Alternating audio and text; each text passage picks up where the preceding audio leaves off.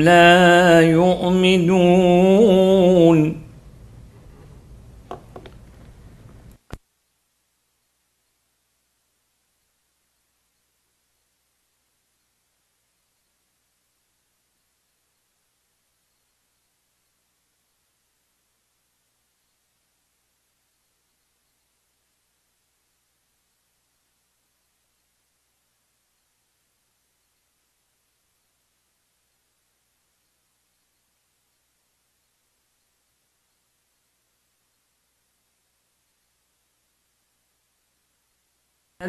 ومن خلفهم سدا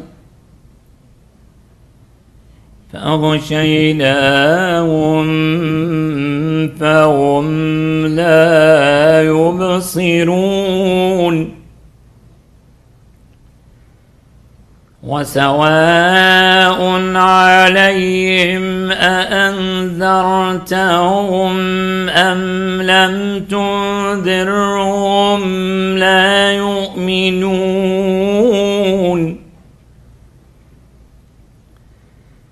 إنما تنذر من اتبع الذكر وخشي الرحمن بالغيب فبشروا بمغفرة وأجر كريم إنا نحن نحيي الموتى ونكتب ما قدموا وآثارهم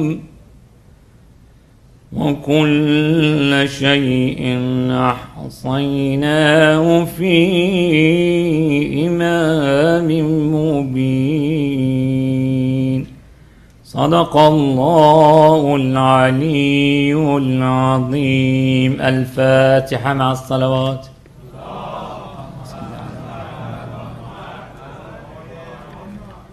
بسم الله الرحمن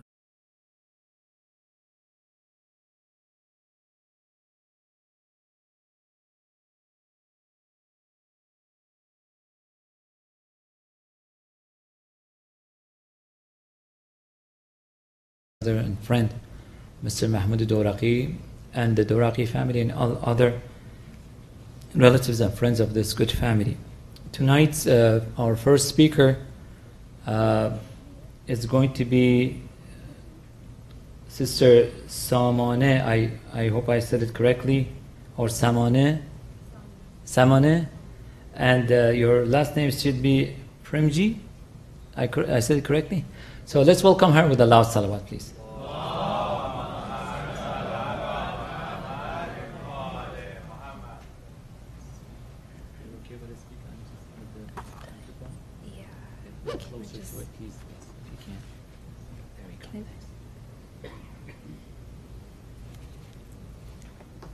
Assalamu alaikum, my name is Samina.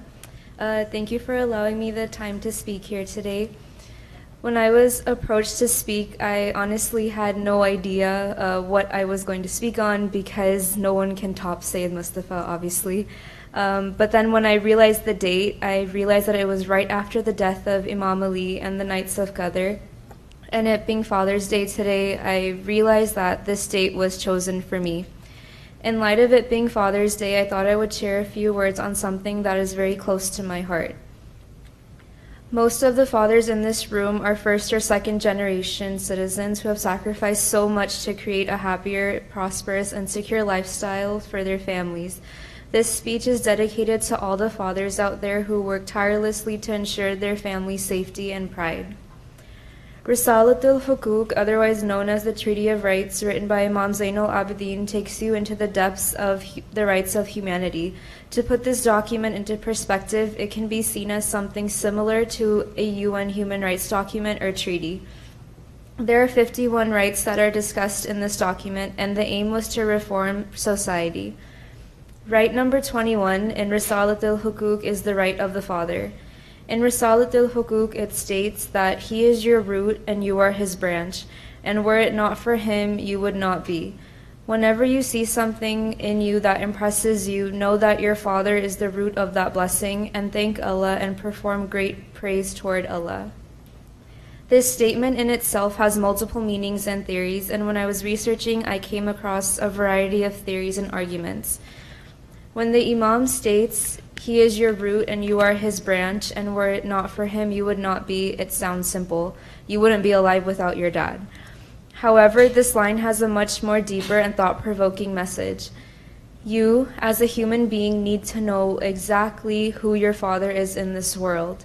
It's like a sense of pride when you look at your father and you know what your origin is. Oftentimes, many people have a point in their lives where they want to know where they're from and who they are. The best way to do that is to look at your father and your mother. The second part of this statement states that whenever you see something in you that impresses you, know that your father is the root of that blessing. If you see something in yourself that makes you proud and makes you feel happy, that all stems from your father. Your father instills that goodness in your heart, and when you do see that, thank Allah for blessing you with such a man in your life who is able to give you that foundation. Imam Zain al-Abidin also states that your father has 4 rights over you. You should never walk in front of your father, you should never sit before he sits, and you should not call him by his name, you should address him by a title like dad or whatever you call your dad. In the Quran, whenever a father is addressed, it always says Ya Abati, and you never find an instance where a father is addressed by his actual name. And the fourth thing that I found most important was you should never act in a way that abuses your father's reputation. You, as a son or daughter, want your father to enter a mosque or any sort of gathering being proud of who he has brought up. Even if something is halal, but it brings damage to your father's reputation, you should avoid it. This is a minor example, but how many times do we find that when our father comes home from work, we just say salam from wherever we're sitting? You should get up and walk over and say salam. It makes such a huge difference in your relationship with your father. Another example is, like when we're younger, we tell our dads to pick us up at a certain time and we end up not being ready. We say 5 minutes, 10 minutes, 15 minutes, and so on. But right when we get home or right when we get in the car, they still smile and they're just so happy to see us. But on the other hand, when your father becomes older and they tell us that they're on their way, but they get delayed by 5, 10, 15 minutes, we get upset.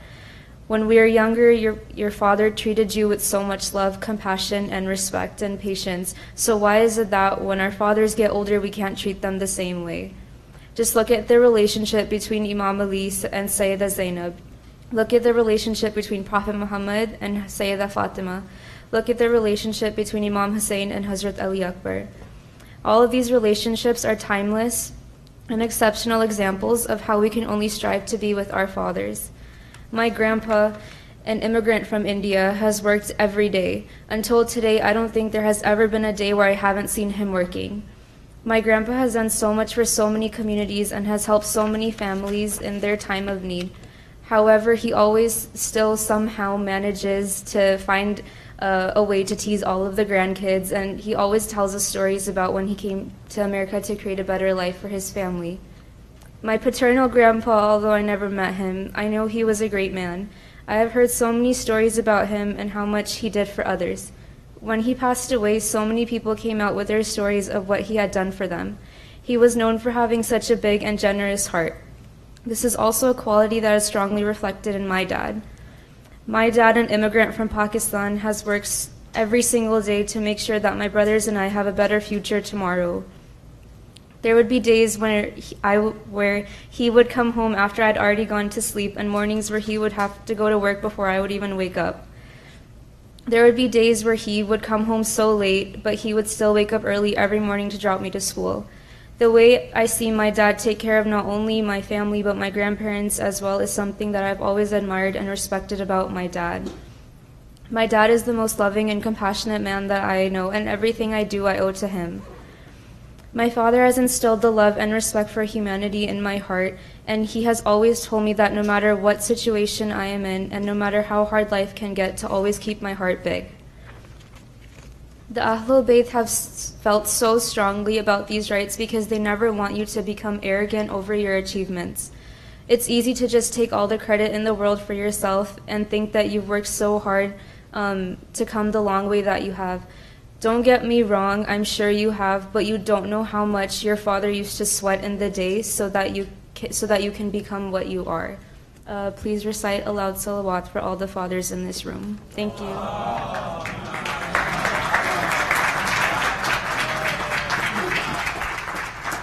Thank you very much, dear Samana. And finally, we have someone who talks about men's rights and father's rights. Thank you.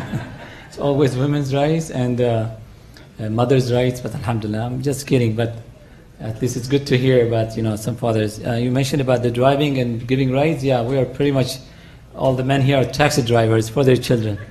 May Allah protect you, inshallah. Chauffeurs, yes. Okay, now without any further ado, let's go ahead and invite the Imam of the Senate to the podium with a loud salawat, please.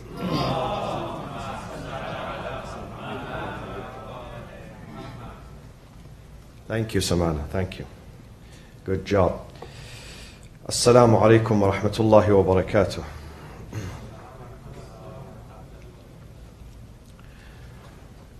Bismillahir Rahmanir Rahim. Alhamdulillahi Rabbil Alameen. والصلاة والسلام على أنبياء الله جميعا وعلى سيدهم وخاتمهم حبيب إله العالمين أبي القاسم المصطفى محمد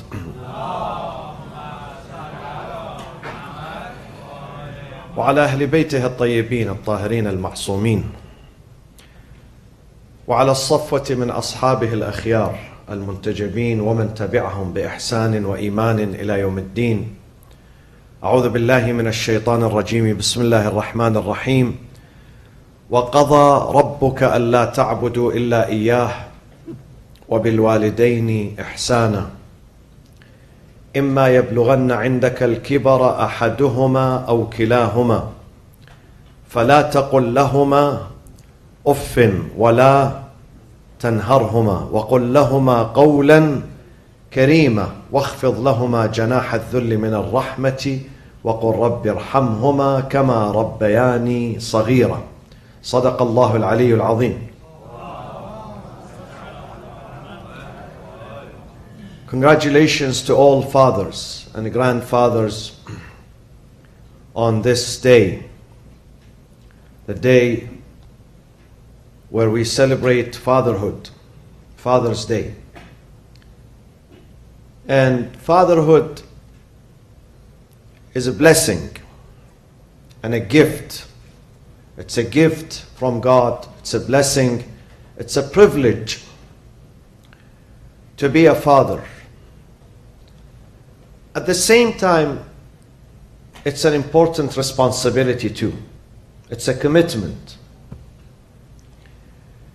And sometimes God bestows this gift and this responsibility on some, and sometimes God does not give it to others.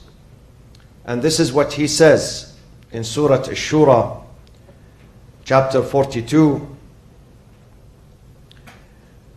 God says, if I give children to someone, to a family, to a father, to a mother, then there is a reason. There is wisdom in that. There is hikmah. If I decide not to give, also there is a reason. Also there is wisdom. So you should not be upset. Sometimes the reason, it's not known for us. We don't know about it. We get upset. We think this is deprivation. God is depriving this family from children, depriving this father from being a father, depriving this man from being a father, depriving this mother or this lady, this wife from being a mother. But there is a reason. He says in Surah Ash-Shura, لِلَّهِ مُلْكُ السَّمَاوَاتِ وَالْأَرْضِ. Everything in this universe belongs to Him. He is the owner. لِلَّهِ مُلْكُ السَّمَاوَاتِ وَالْأَرْضِ يَخْلُقُ مَا يَشَاءُ. He creates what He likes, what He thinks is worthy. يَخْلُقُ مَا يَشَاءُ يَهَبُ لِمَنْ يَشَاءُ إِنَاثًا وَيَهَبُ لِمَنْ يَشَاءُ الذُّكُورِ. He begins with females. In a society, the Arab society of Mecca, where they had no respect for females. Here God begins by mentioning females before mentioning males. Yahabu, He bestows for whom He likes only females. وَيَهَبُ لِمَنْ يَشَاءُ الذُّكُورِ. Some other families He bestows on them only males. Do you see some families? They have 3 males, 5, 6, 7 sons, no female. And sometimes other families, they had 3, 5, 9. I know some family who had 12 daughters, no single son. This is God's choice. يَهَبُ لِمَنْ يَشَاءُ إِنَاثًا وَيَهَبُ لِمَنْ يَشَاءُ الذُّكُورِ أَوْ يُزَوِّجُهُمْ ذُكْرَانًا وَأُنَاثًا. And listen to the most important part. وَيَجْعَلُ مَنْ يَشَاءُ عَقِيمًا. And He makes whoever He wants barren. Barren means without children. He bestows neither males nor females on them. Neither sons nor daughters. There is a reason also. What is the reason? We really don't know. We do not know. Because one of God's characteristics is far-sightedness. God looks at the end of the road, at the end of the journey. We don't see the end of the journey. We see only a few meters ahead of us. We don't know what is good for us. Sometimes we think boys are good for us. They turn to be disaster for the family. Sometimes we try to avoid females, not knowing that a daughter could be a source of strength and assistance and affection to her family. We don't know. We don't know what God has saved for us. So we have to be thankful. If God gives you children, you have to be thankful. You have to be responsible and committed to your children. And if He decides not to give you, also, of course, you have to try. Today with modern science, you can get help. But if, let's say, for some reason you tried and it didn't happen, again, be thankful to God. There is a reason. There is a reason for that. Fatherhood is commitment, my friends. And we have to put our children, if you are a father today, inshallah, many of those who are sitting in front of me, they're going to be fathers soon, inshallah. In this life, we live in the age of speed, believe me. When I came to Irvine 21 years ago, some of those kids were still in their mother's wombs. They were not born. Now I see them, alhamdulillah, they bring me their kids today. They show me their kids. So alhamdulillah, one good thing about America that we move forward. Our children, they grow faster, and inshallah they get married sooner, inshallah. A big responsibility is to take care of your children, is to raise them, is to commit yourself, to put your family as a priority. I don't only mean to be a breadwinner, to bring money or food home, to bring values to and teachings. You are not just a breadwinner. Some people think my responsibility as a father just to go and work hard so I can help my family financially. Of course, this is one of his duties, but this is not the only one. I think the bigger duty of a father is to be a role model, an example, a teacher, murshid. Murshid means giving direction, a source of inspiration, a source of strength in the family. When the family feel weakness, when the family are distraught, when the family is confused, they come to the father. He's the pillar of power and strength and enthusiasm. The father should be strong. When one of the sons, one of the daughters, they have problem in their life, they must rush to the father, because he's not just a father, he's a friend. He's a consultant. He's a senior aide, senior advisor. This is the real father. Real father is not just the one who just works and brings money. The real father is the one who inspires his family, ethically inspires them. He gives direction to his family. He's a source of encouragement. When a member of the family feels weak, confused, depressed, the father is there to save him or her, to induce them with inspiration. This is the job of the fathers, my friends. I want the new generation to hear what I'm saying, to listen to it, so you know that when you get married, it's not just working. It's not just your paycheck and you have to buy them clothing and food and take them to, Disneyland and these places. You have to be a teacher. You have to be an educator. This is your role. This is the role of a responsible and committed and successful father. Not only the family, they need his wallet. Not only they need the wallet of the father, they need his wisdom too. His wisdom. Father's wisdom sometimes is more important than his money. Money, some of our children today, they can make money at the age of 16. Minimum wage. They don't die of starvation. But nobody can provide them with wisdom. The wisdom, they find it with their fathers at home. And if you think your dad is not like that, if you think your dad, he failed in his moral responsibility, he wasn't a good father, he wasn't an example, he wasn't a source of inspiration, he wasn't a source of encouragement, he never talked to you, he never gave you direction, he never shared good time with you, then you have to be like that. You learn a lesson from your dad. Say, whatever I experienced with my dad was not good. I didn't have good experience with him. May God forgive him for what he did. But I'm going to be a different father. I learn lessons from other people's mistakes. I learn a lesson. I try to avoid them. If you think your father, some people, they come to me, they said, my dad didn't do anything. Whatever I am, it's because of me. Okay. Although I don't believe you, because at least your father brought you into this life. Your father brought you to America. Otherwise, you would have been in the jungles of one of these countries, Your father was the one who brought you to this country. Your father gave you, sent you to school, gave you food.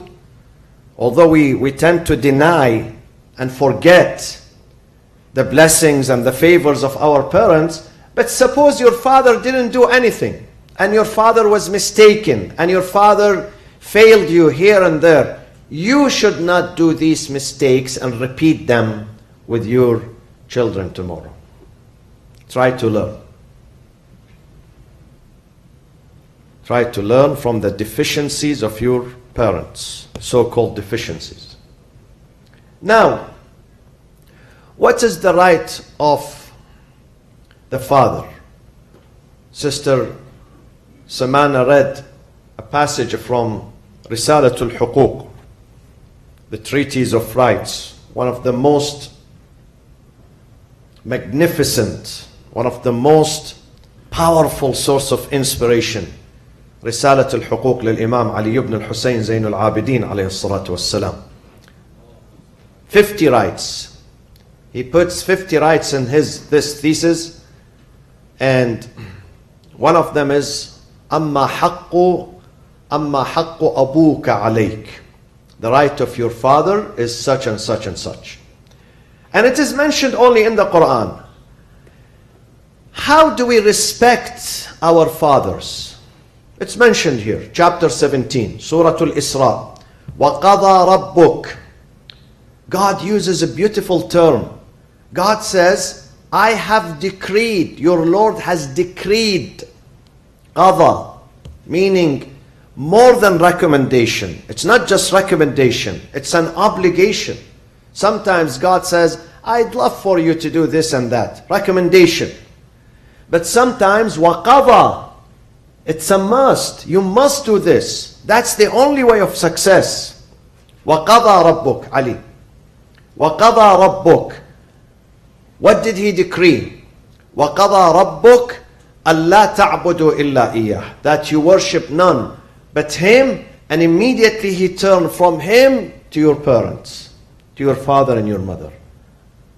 وَبِالْوَالِدَيْنِ إِحْسَانًا.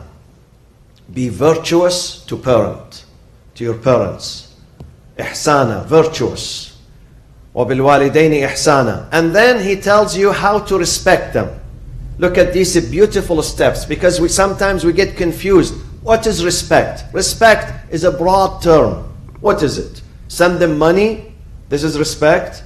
Saying salam to them, and how are you, my daddy, I love you. Kissing them on the cheek, Is that the only thing we have to do? Greeting them in the morning, say, hey, I have to go to work. Daddy, hello? And then coming back from work, hi daddy, I'm tired, Or there is something more into it. Definitely there is something more into it. Look at what God says. God gives us a good lesson, good direction, good decree. وَقَضَى رَبُّكَ أَلَّا تَعْبُدُوا إِلَّا إِيَّاهُ وَبِالْوَالِدَيْنِ إِحْسَانًا. Being virtuous to your parents, إحسان. إِمَّا يَبْلُغَنَّ عِنْدَكَ الْكِبَرَ أَحَدُهُمَا أَوْ كِلَاهُمَا. Once, إِمَّا means once. Once they attain an old age, either one of them or both, فَلَا تَقُلْ لَهُمَا أُفٍّ. Never say a word off. Off, it means the least expression of contempt, the least expression of irritation and annoyance. When someone is, today, let's say the weather is not very good, you say, oof. Your space is not very comfortable, you say, oof. The food that your mother cooks for you every day and puts on the table, you don't like it, Your Majesty, today the food, you say, oof. Okay? Oof is the least expression of unhappiness or discomfort. The least. I know some of them, they don't use the least. They use the strongest. They bang their hand on the table. Boom, I don't like this food. Or sometimes they break the plate because they don't like the food. Allah says, do not say even the least expression of contempt, do not say it. فَلَا تَقُلْ لَهُمَا أُفٍّ. Any expression of complaint or annoyance or sometimes irritation. And some of the mufassirin say, some of the commentators in the Quran, they say this word, فَلَا تَقُلْ لَهُمَا أُفٍّ, it's a reference to a specific situation. What is it? They say when sometimes your parents attain old age, you have to take them for their personal hygiene. Take them to the bathroom, help them, hold their hand, to walk with them. They are in the hospital, at home, they are sick. And some people get irritated. I don't like this. This is ugly. This is, gross. Never say this to them. فَلَا تَقُلْ لَهُمَا أُفٍّ. This is number one. God gives 5 steps how to respect our parents, our fathers and our mothers. Step number 1, فَلَا تَقُلْ لَهُمَا أُفٍّ وَلَا تَنْهَرْهُمَا. Nor chide them or rebuff them. وَلَا تَنْهَرْهُمَا. Do not speak ugly or harshly with your parents. Many of us who are children, who are sons and daughters, at the time of anger, we disrespect our parents. We say bad terms to them. We speak profanity. We use words that we should never use with any person, let alone your father or your mother. We have to be respectful to them. Even you think your dad did something wrong, you are not allowed to tell your dad you are stupid. You are not allowed to use this with your dad, neither with your mom. Even if you think they are mistaken. Even if you think they did injustice to you. وَلَا تَنْهَرْهُمَا. Never chide or rebuff your parents. Never use dismissive expressions against your parents. Never ever. There are other ways. If you disagree with your dad, there is another way of telling him, I disagree with you. Be polite. Be polite. You don't have to agree with your parents. Who said you have to agree all the times with your parents on all issues? No. You may disagree, but the disagreement has to be very polite. God has given us intelligence. We have a huge vocabulary we can use. You can use. There are many synonyms. Rather than saying stupid, say, Daddy, maybe there is something wrong with this idea that you are telling me. That's okay. You may say this to him. But never chide. وَلَا تَنْهَرْهُمَا. Never repel your parents. وَلَا تَنْهَرْهُمَا. And then number 3, instead of repelling them, وَقُلْ لَهُمَا قَوْلًا كَرِيمًا. Speak to them, address them with an honorable speech, honorable word, noble word, قَوْلًا كَرِيمًا. Always speak to them. Spoil your parents. Use the best in your vocabulary, the best terms of respect. Use them with your parents. I know some people, they use the best terms of respect with their girlfriends and boyfriends, but they don't use them with their mothers and fathers. When it comes to his girlfriend, she is the sweetest on earth. He is too afraid of saying something, so she runs away from him. But when it comes to his dad is an easy target. His mother is an easy target. Why? Because they say, my dad, he's stuck with me. He has to pay me. I'm the only son. Or even if he's not the only son. This is his responsibility to sustain me, to pay for me. See? This is not right. This is not right, because you're going to see the result of all these actions in your life before you die. If you do good to your parents, you will see it. If you do evil, you will see it too. Definitely you will see it. There is no escape from that. The way you treat your parents, your children are going to treat you tomorrow. I've seen in my life siblings belong to one family. Siblings from the same father, same mother, same house, same family.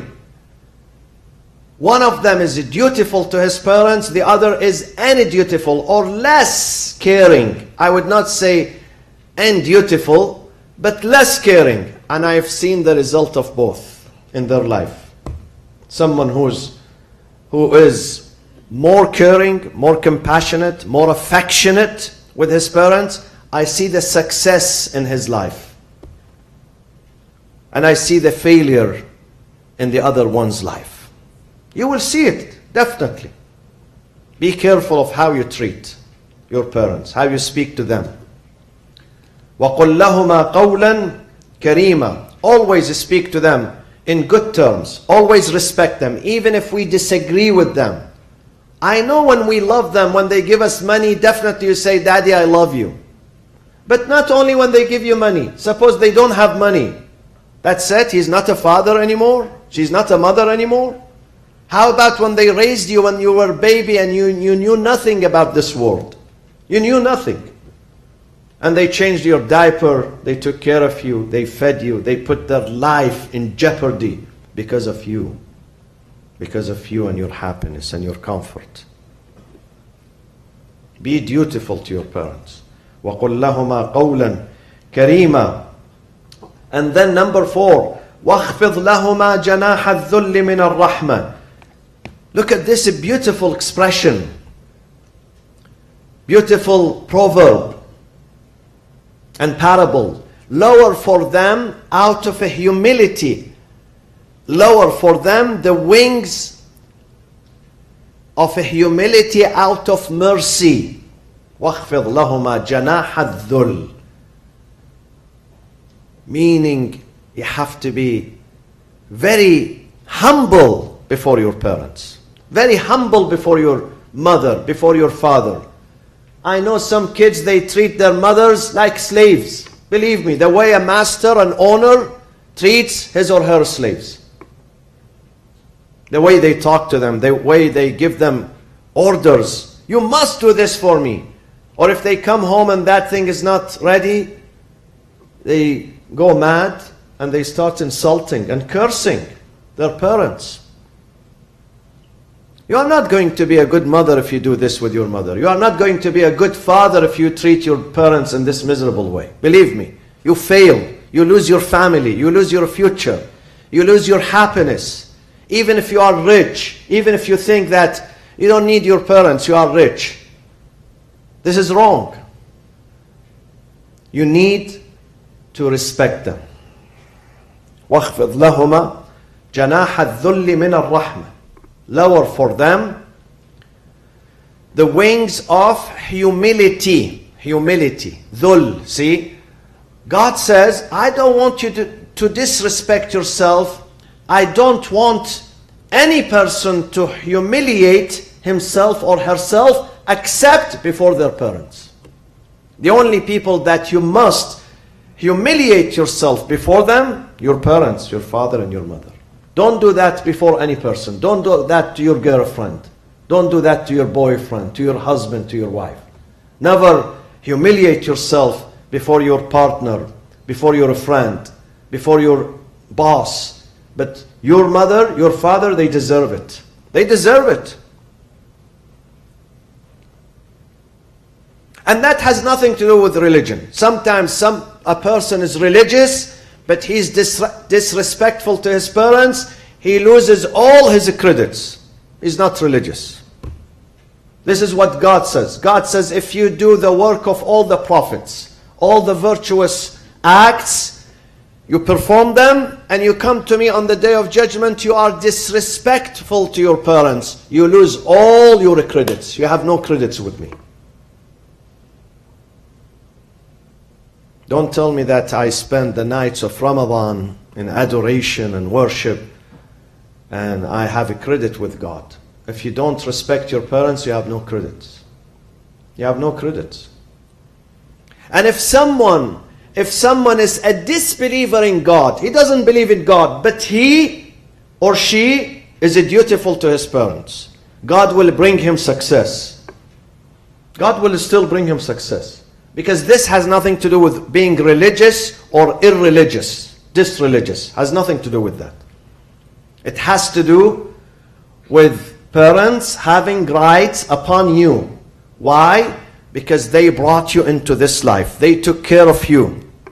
They invested their energy, their life, their efforts, their concerns to bring you up, to protect you. وَقُلْ لَهُمَا قَوْلًا كَرِيمًا. Always speak to them nicely. As Samana mentioned, I know we are close to each other. You know, parents are close to their children. But still you are not allowed to call your father by his first name. Or your mother by her first name. Sometimes I know the mother, she gets excited. They call her by her first name. But this is not an Islamic adab. I don't know about other cultures. Maybe it works in other cultures. But in the Islamic culture, it does not work. Of course, neither you have to tell him your majesty, your honor, no, you don't have to, Baba is a good term. When the Quran came asking the Muslims not to call the Prophet Ya Muhammad, the following morning, all the Muslims, they started calling him Ya Rasulallah, except his daughter Fatima. His daughter Fatima also, she called him Ya Rasulallah, but the Prophet came to her. He said to her, Ya Fatima, you are an exception. Do not call me Ya Rasulallah. Call me Ya Abba, O Daddy. Because I'd love to hear this from you. I'd love to hear my daughter calling me Daddy. I'm a father. And I'd love for my children to call me Daddy.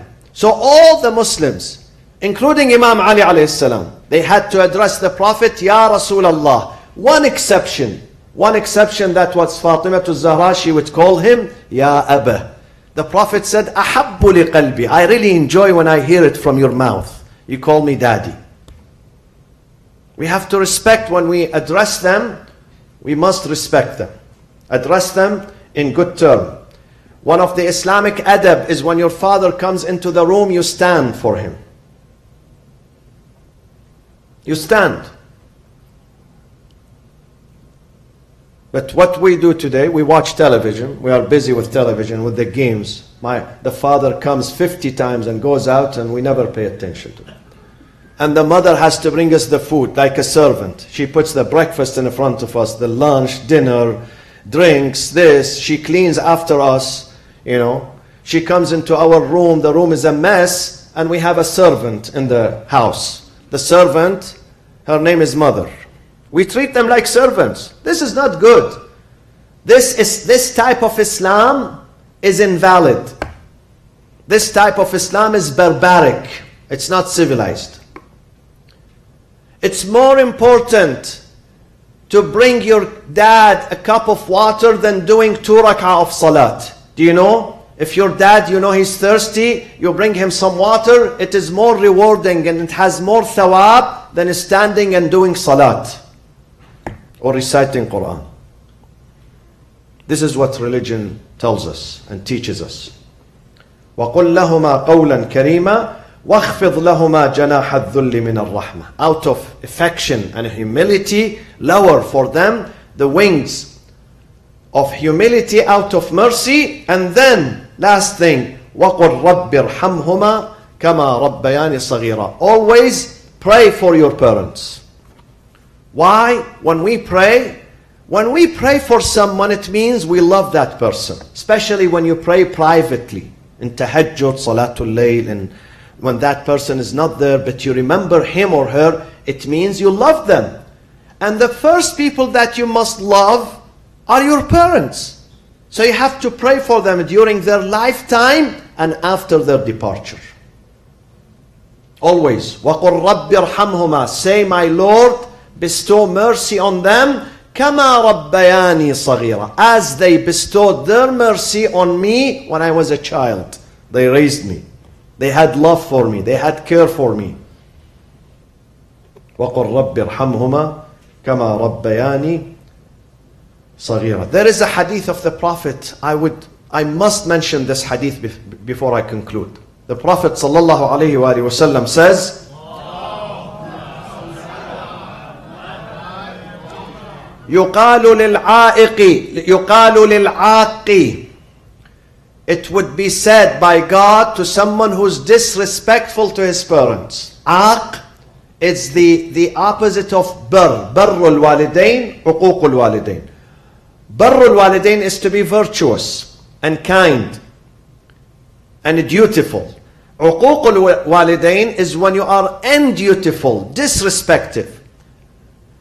God will say to one who is disrespectful to his parents, يقال لعاق الوالدين اعمل ما شئت فإني لا أغفر لك. Whatever worship you want to do, it's not going to help you. I'm not going to forgive you.